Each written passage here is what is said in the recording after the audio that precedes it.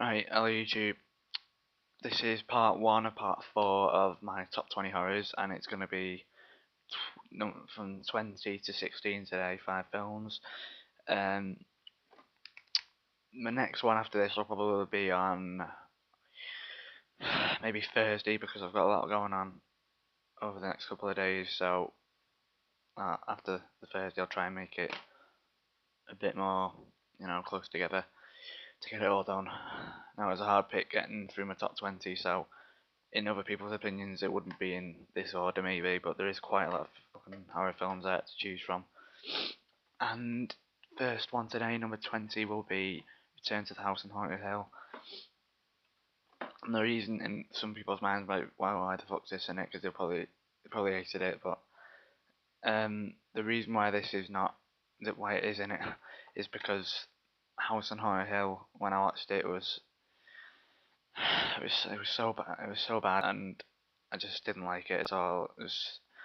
I watched it once, and it's like it's okay, and then I watched it a second time, and then it's really bad. What it's about is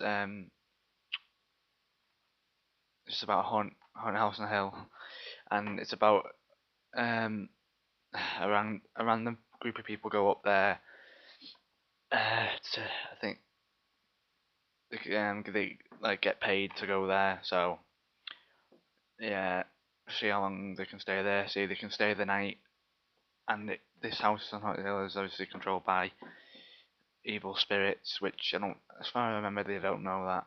Like the first people didn't in the first one, so they go there unexpectedly, like not knowing what's going on, and then the spirits just like put it into lockdown mode, the house, because don't know, that's what it can do. But it only goes into lockdown by like a push of the button by the guy in like the tower, but the spirits do it themselves. And what happens then after it's being shut is obviously the spirits get angry with them coming here to do what they do. So it starts like, taking control of some people and killing people by doing that. But it's quite, both of the films are quite old now, so I guarantee it's been watched by quite a lot of film viewers. But this film was a massive improvement to this House on Haunted Hill. It's unbelievable. I mean, if you if you watch House on Haunted Hill then watch this, you think, what the fuck was that? And how good is this? Because it was so good in comparison. Yeah, the next one is House of the Dead 2. Fucking I spent 3 minutes on that, so I have to try and hurry up. The reason why this is 19th, where it should be a lot higher, probably, I would say, because it is a really good film. It's because it was quite hard to choose the top 20, as I said at the beginning. But it's just about where zombies overrun a university campus, and these two people, Emmanuel Vorgier and Ed Quinn, don't know who they are. Like the main specialist people who can obviously beat up someone and take down people, and that's what they're like trained to do, kill people and stuff. So they obviously get sent to deal with these zombies over on the campus, and then they obviously meet people along the way who tag along with them. But as a zombie film goes, people die along the way, and then it resolves into being a great film.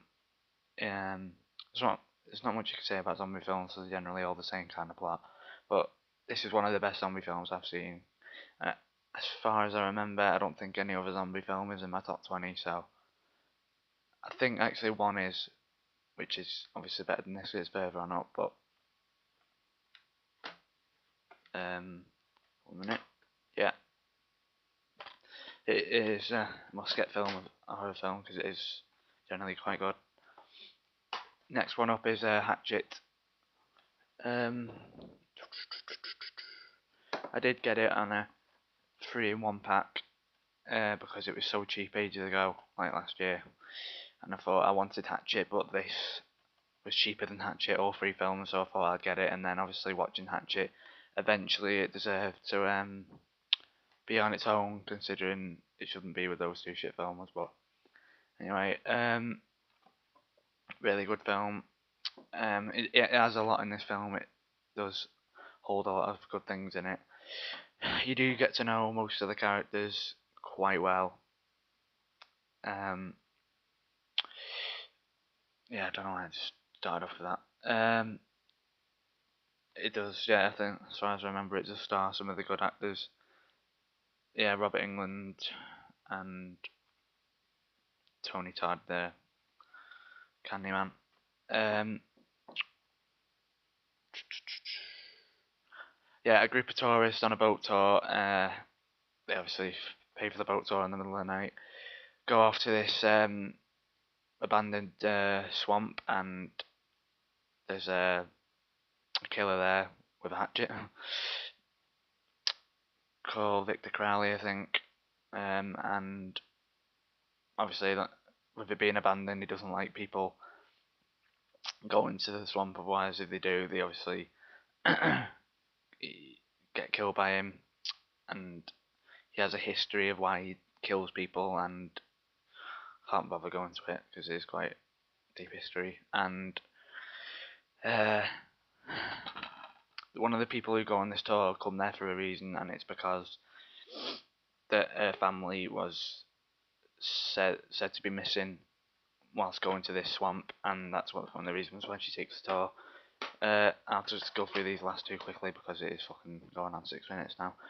Next one is Disturbia. This is known as a thriller and is the next one, but they're basically the same thing, horror and thriller. And obviously this is such a scene film, and it is an amazing film. That's why it's in my top 20, and I just think it's a great film.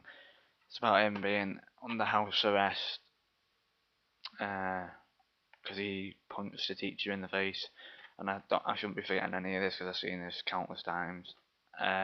It's like The Homecoming and Stepfather, basically the same as each other, all these three films, but I preferred these over Homecoming and Stepfather.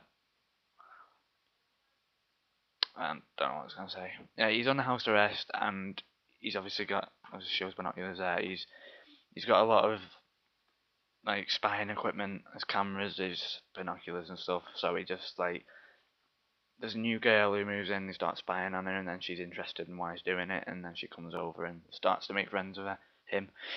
And then they start doing it together. And obviously they find some stuff going on. This guy is like, he kills people, the neighbour.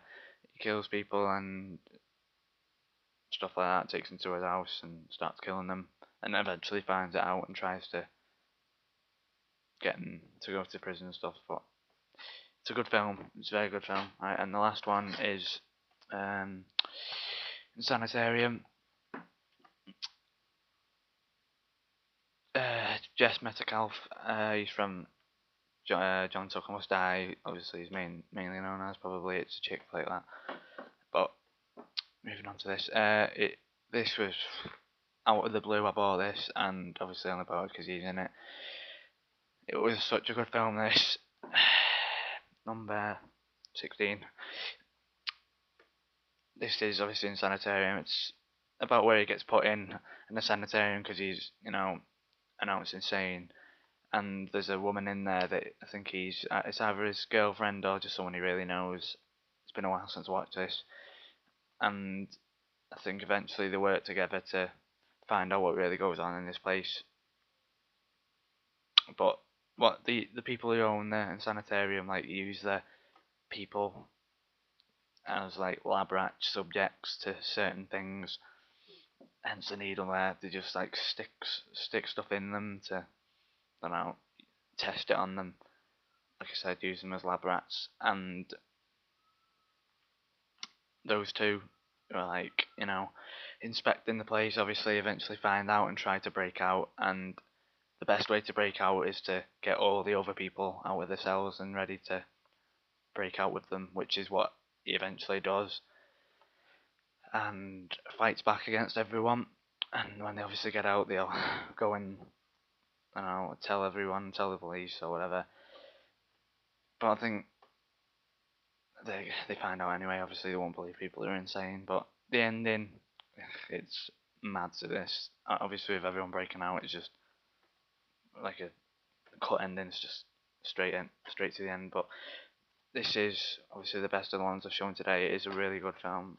So yes, picking it up, and this has been on 10 minutes now, so I'm gonna have to stop it. Next one is gonna be